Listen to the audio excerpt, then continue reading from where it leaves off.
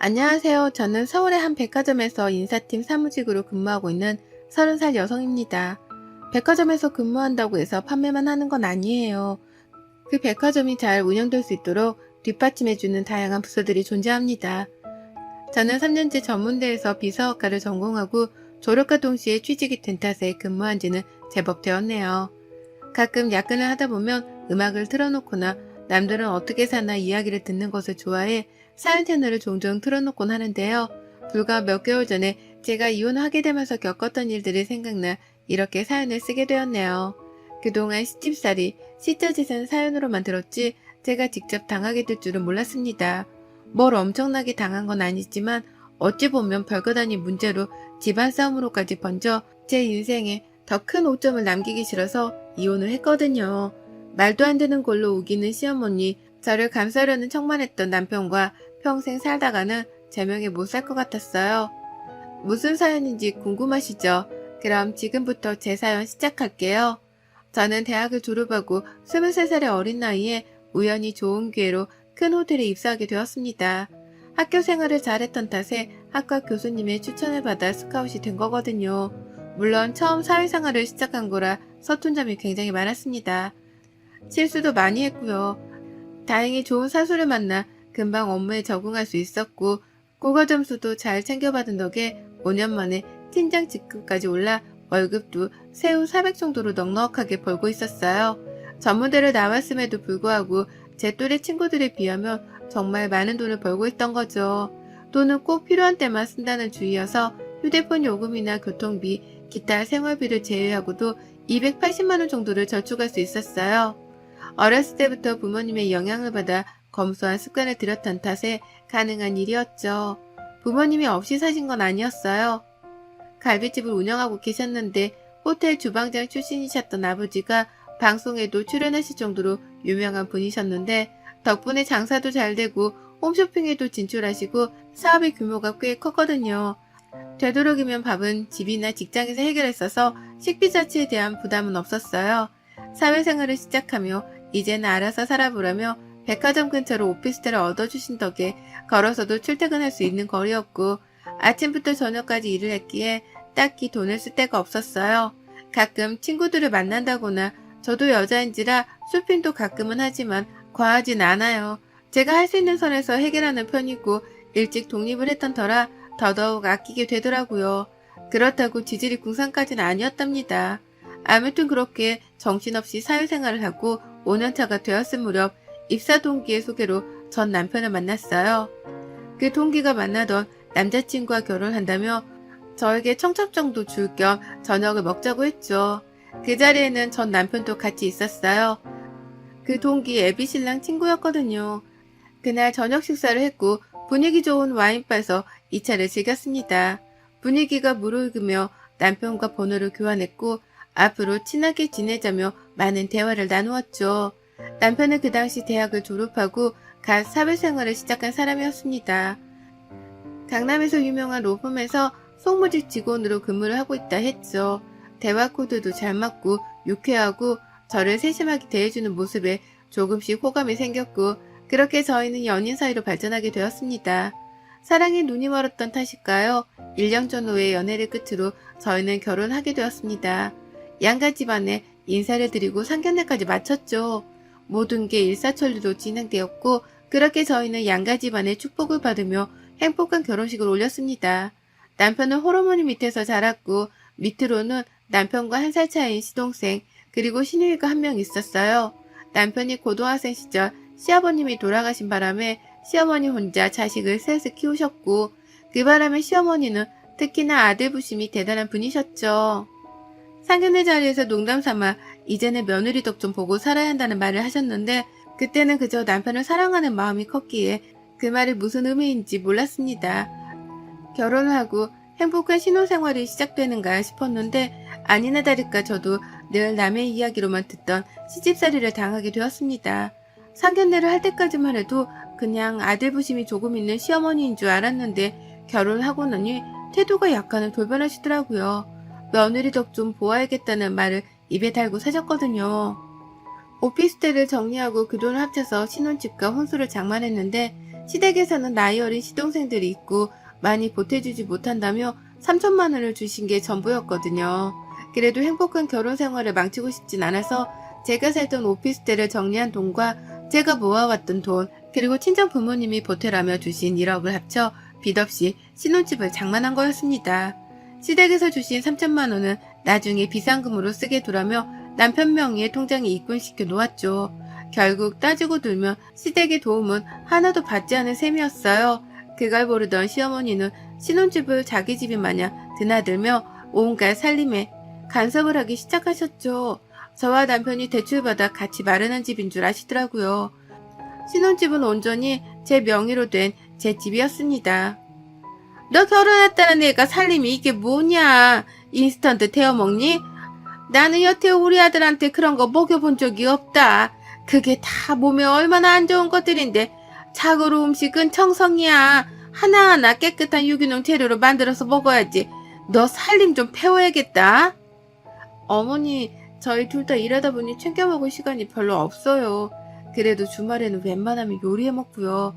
장도 근처 대형마트 가서 보는데 거기 품질이 나쁜 건 아니잖아요. 아무리 고급지면 뭐하니. 그거 다 농약 쳐서 때깔 좋게 보이려고 한 건데 재료는 앞으로 시장에서 장 보고 음식은 다 해먹어라. 내 아들 아침 굶기지 않았으면 좋겠구나.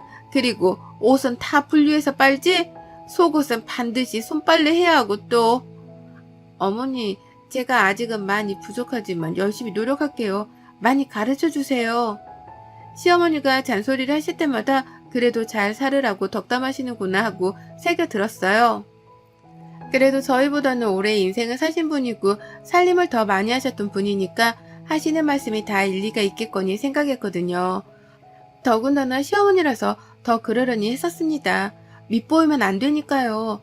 그때는 뭐가 그렇게 무서웠는지 왜 그렇게 잘 보이고 싶었나 모르겠네요. 오히려 친정 부모님은 사업이 바쁘셨던 것도 있지만 이제 결혼도 했으니 제 인생은 제가 개척하며 살아야 된다고 가급적 연락을 하지 말라고 하시더라고요. 본인들도 먹고 살기 바쁘니 정말 중요한 일 아니면 애초에 신경 쓸 일을 만들지 말라 하셨습니다. 무소식이 희소식이니 그런 줄 알겠다면서요. 그렇게 남편과 알콩달콩 사이도 좋고 시어머니의 간섭과 함께 저의 정신없는 신혼생활이 이어졌습니다. 1년이라는 시간이 흘렀고 그러다 제가 남편과 이혼하게 된 결정적인 사건이 발생합니다. 어느 날 정신없이 보고서를 작성하고 있는데 시어머니께 연락이 오는 겁니다. 전화를 받을 수 없는 상황이어서 문자 메시지로 잠시 뒤에 연락드린다고 하고 일을 마무리하니 점심시간이어서 오후 1시가 다 되어서야 전화를 드렸어요. 전화를 받은 시어머니는 상당히 화가 난 목소리셨습니다. 예, 네가 바쁘면 얼마나 바쁘다고 이 CM이 전화까지 돌리고 그러는 거야? 그깟 백화점 일이 뭐 대단하다고. 강남 로폰 다니는 네 남편 정도는 돼야 바쁘다고 하는 거야. 그나저나 한 달 뒤가 내 생일인 거 알고 있냐? 네, 당연히 알고 있죠. 근데 그날 주말이 아니어서 퇴근하고 저녁 식사하면서 챙겨드려야 할 것 같아요. 월차도 지난달에 일이 있어서 땡겼었던 터라 휴가 사용을 못하거든요. 뭐? 그게 말이 됐니? 결혼하고 나서 네가 처음 챙기는 CM이 생일인데 그냥 저녁 한 끼로 때우려고 그러니? 너희 결혼할 때야 내 생일이랑 맞물려서 집안에 큰일 치르느라 그러려니 하고 넘어갔지만 결혼하고 나면 당연히 네가 직접 이 CM이 생일상 정도를 차려야 하는 거 아니냐? 네, 어머님 말씀 100번 옳아요. 하지만 제가 이번에 맡은 행사 기획이 연말까지 진행되어야 해서 당분간 시간이 없을 것 같아요. 매일 야근하고 있는 상황이고 다음 달이 준비 막바지 기간이라 정신 없어서요. 여자가 바깥 일 하다 보면 가정에 나몰라라 하는 거야. 이번에는 내가 직접 생일상을 받아봐야겠구나. 그런 줄 알고 있으마. 나도 이제는 며느리 덕 좀 보고 살아야지. 그깟 저녁 한 끼로 퉁치려 하지 마라. 무턱대고 생일상을 직접 차리라는 시어머니의 말에 조금은 어이가 없었어요. 하지만 업무 스케줄상 도저히 시어머니의 생신날에는 휴가를 쓸 수가 없었습니다. 밤늦게 퇴근 후 남편과 상의를 했어요. 당신 어머니 생신 때 따로 계획 있어? 점심에 어머님이랑 통화했는데 생일상을 직접 차리라고 하시네. 나도 당연히 그러고 싶지만 당신도 알다시피 내가 지금 맡은 프로젝트 때문에 시간이 안 나. 연차도 미리 땡겨 쓴 바람에 쓸 수 있는 것도 없고 이 프로젝트가 얼마나 중요한 건지는 알지? 나도 내가 하는 일이 있는데 어머니가 매번 내 일 무시하는 것도 솔직히 조금은 싫기도 하고 자기가 대신 잘 말씀드려줘. 그날 되도록이면 일찍 퇴근해서 저녁 같이 먹고 쇼핑도 시켜드리자. 엄마한테 전화 왔다고? 내가 안 그래도 잘 말씀드렸는데 회사 일이 바쁘다 보니 저녁 먹고 원하는 선물 사드리겠다고. 그러니까 알겠다고 하셨는데 왜 말이 다르지? 나 모르지. 그새 마음이 바뀌셨는지도? 그러니 당신이 내일 연락드려서 잘 말씀드려줘. 내가 도저히 시간이 안 나서 그래. 당신도 알잖아. 그럼 내가 엄마한테 잘 말해볼게. 염려하지 말고 있어. 우리 엄마 그래도 그렇게 꽉 막힌 사람 아니야. 그렇게 시간이 흘러 시어머니 생신이 일주일 정도 코앞으로 다가왔어요. 저는 당연히 남편이 잘 말씀드렸겠거니 생각하고 정신없이 일에 몰두하고 있었죠. 시어머니가 전화 와서는 언제 장을 볼 거냐면서 다그치시더라고요. 이번 생일상 아주 기대가 크구나. 지난번에 동훈이가 알아서 잘 준비할 테니까 신경 쓰지 말라고 하던데 그래도 네가 양심은 있나 보구나. 어떻게 준비할지 모르겠으면 나한테 물어보렴. 그리고 메뉴에는 이왕이면 버섯이랑 밤을 잔뜩 넣은 갈비찜을 해줬으면 좋겠구나. 내가 갈비를 좋아하거든. 그리고 양을 조금 많이 했으면 좋겠어. 친구들이랑도 먹어야 하니까. 동훈 씨가 제가 생일상을 차린다고 했어요? 저도 말씀드렸다시피 그때까지 프로젝트를 진행해야 해서 퇴근하고 저녁 식사를 해야 할 것 같다고 잘 전달해달라고 부탁했는데 중간에 소통에 문제가 있었나 보네요. 뭐? 지금 그게 무슨 소리냐? 내 생일이 며칠이나 남았다고 그런 소리래. 그래서 지금 생일상 못 차리겠다는 거냐? 이 CM이가 그렇게 만만해 보이던? 어떻게 된 게 며느리라고 하나 있는데 CM이 생일상은 못 차린다는 소리가 나와. 일이 바쁘면 얼마나 바쁘다고 가족보다 일이 더 중요하냐? 너 그런 애였어? 어머니 그런 게 아니라요. 저도 큰 프로젝트를 맡은 거 처음이기도 하고 이번 일 잘하면 인사고과에도 큰 점수가 반영된다고 해서 저도 그만큼 열심히 하고 있는 거예요. 월급이랑도 직결되어 있는 문제고 동훈 씨도 이해한다며 잘 말씀드린다고 했는데 너무 안 좋게 생각하지 마세요. 그래도 제가 좋은 선물 하나 해드릴게요. 그깟 선물 몇 푼이나 한다고? 너한테 정말 실망이다. 나는 어떻게든 너한테 생일상 받아야겠다. 이번에 그깟 거 하나 못하면 너는 내 며느리도 아니야. 친정에서 뭘 배워왔길래 아유 사부인은 이런 것도 하나 안 가르치고 시집을 보내셔서는. 어머니 제가 죄송한 건 맞지만 그래도 저희 친정 욕하는 건 아니죠. 제가 죄송하다고 했고 미리 말씀도 드렸는데 이렇게 막무가내로 말씀하시면 저도 서운하다고요. 제가 안 해드린다는 게 아니잖아요. 뭐 막무가내? 너 아주 CM이를 잡아먹으려고 한 달이 났구나. 이제 본색을 드러내겠다 이거냐? 이대로 시어머니와 전화통화를 계속했다가는 큰 싸움이 날 것만 같았죠. 친정을 욕보이는 말씀에 울컥했던 것도 있지만 퇴근 후 남편과 자세한 이야기를 해야 했습니다. 남편은 시어머니께 저녁 식사를 하자고 말씀을 드렸는데 곧 죽어도 제가 차려주는 생일상을 받아야겠다며 고집을 부리시더래요. 그래서 제 상황을 뻔히 아는 남편이 계속 달래드리고 있는데 안 통한다며 본인도 난처하다고 하더라고요. 그러면서 오늘 통화한 내용을 말하니 남편이 사과를 하며 자신이 중간 역할을 못해서 미안하다고 사과를 했습니다. 자신이 그날 월차를 내서 어떻게든 음식을 해갖고 시댁에서 저녁상을 차릴 테니 제가 한 걸로 하고 제발 비유 좀 맞춰달라 사정사정을 하길래 알겠다고 대답했습니다. 문제의 그날 남편은 모든 요리를 다 할 수 없었기에 새벽부터 유명한 반찬가게며 맛집으로 소문난 갈비찜 가게를 찾아가서 포장을 해오는 등 정신없이 움직이더군요. 나름 전도 붙이고 잡채도 할 줄 알아서 사온 음식들과 이래저래 조합을 하니 그럴싸한 한 상이 차려졌습니다.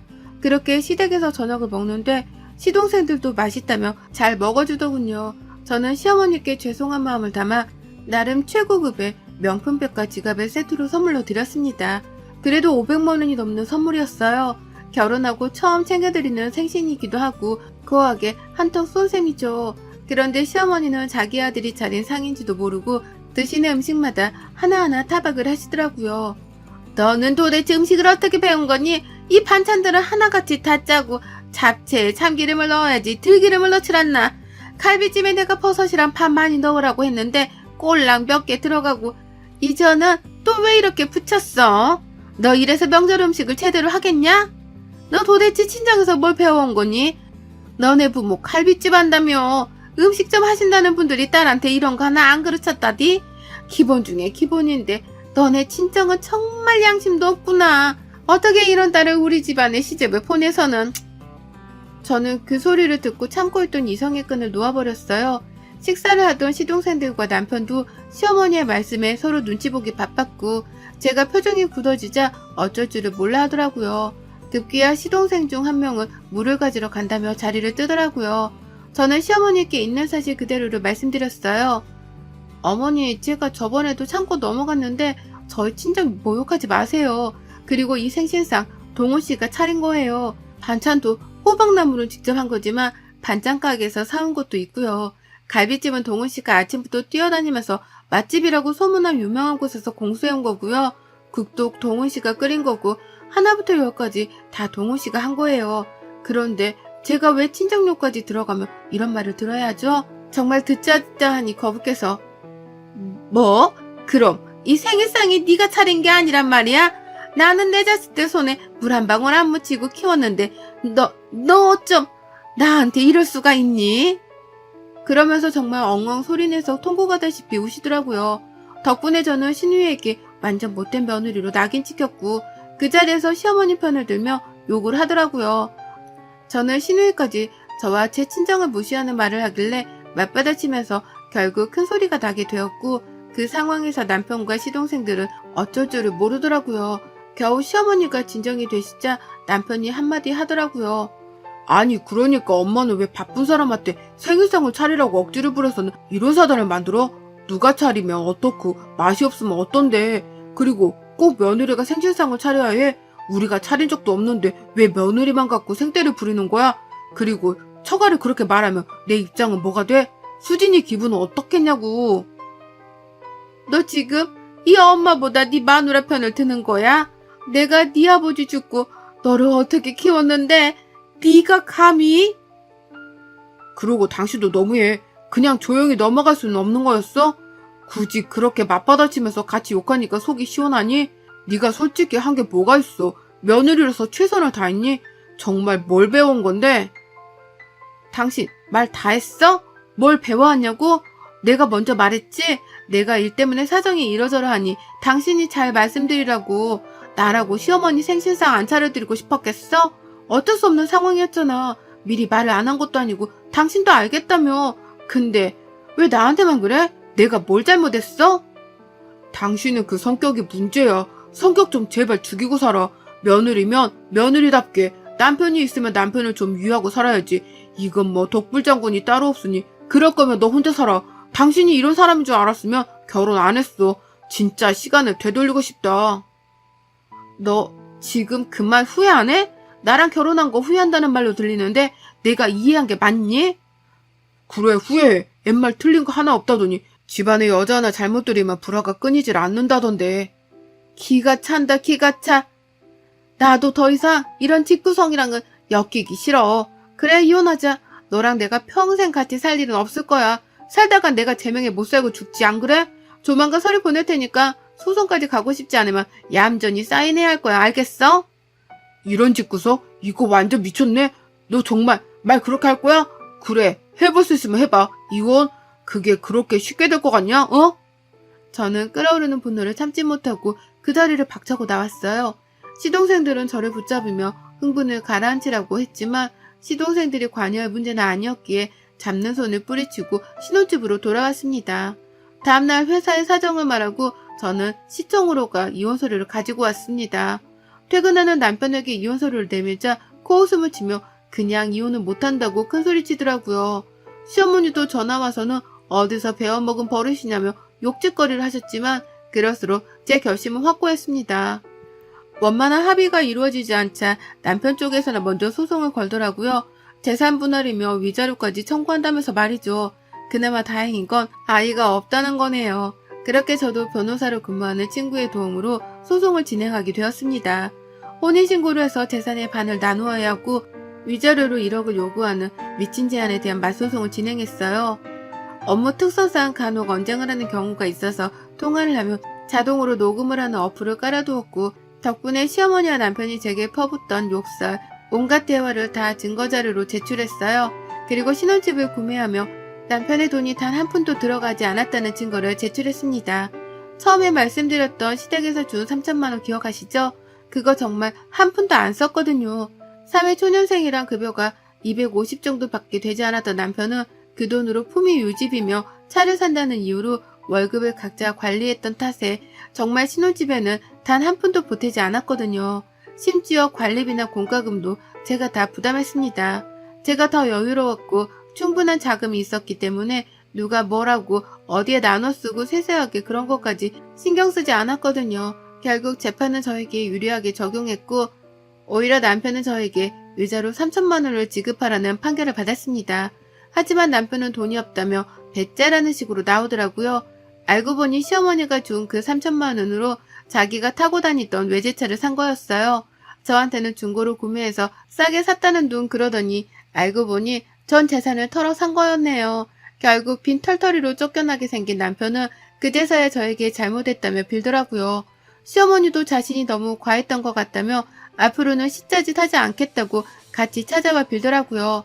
하지만 이미 그들에게 많은 실망을 했고 제 인생을 맡길 가치가 없다고 판단되었기 때문에 조금의 배려 따위는 하지 않기로 결심했습니다. 그 집에서 남편이 가지고 온 옷가지들, 드라이기와 면도기만 박스에 싸서 시댁으로 보내버렸고요. 저는 필요한 옷가지만 챙겨 친정으로 들어갔습니다. 신혼집은 어떻게 했냐고요? 당연히 매물로 내놨습니다. 위치도 좋고 역세권이어서 값이 상당했지만 금방 나가더라고요. 끝까지 남편과 시어머니는 어떻게 이럴 수 있냐며 악다구니를 썼지만 아랑곳하지 않았습니다. 오히려 적금 금지를 신청했고 모든 연락을 차단시켜 버렸죠. 저와 연락이 닿질 않자 친정 부모님이 운영하시는 가게까지 찾아갔다가 부모님이 신고한 덕분에 경찰에 끌려가고서야 그 뒤로 찾아오지도 않는다더라고요. 저는 인생 공부했다 생각하고 정신없이 일만 해오며 살고 있어요. 아직 반년도 채 지나지 않은 시간이지만 그 짧은 시간에 많은 걸 느꼈습니다. 친정 부모님도 요즘엔 이혼이 흠도 아니라며 괜히 위축돼서 살지 말라고 당부하셨고요. 저는 한 달간 휴직을 할 생각이에요. 상처라면 상처겠지만 제 인생의 오점을 훌훌 털어버리고 오히려 유럽 여행을 계획하고 있습니다. 전 남편에게 쏟아부었던 시간, 돈, 그게 아까워서라도 깔끔히 비워내고 싶더라고요. 결혼을 하고 혼인신고까지 했지만 2년이라는 짧은 시간을 끝으로 제 결혼 생활은 막을 내렸어요. 지금 생각해보면 조금 더 신중하게 생각하고 결혼을 했어야 했나 싶네요. 여러분도 몇 년 살아보고 도저히 안 되겠다 싶고 아이가 없다면 차라리 바로 새 출발하세요.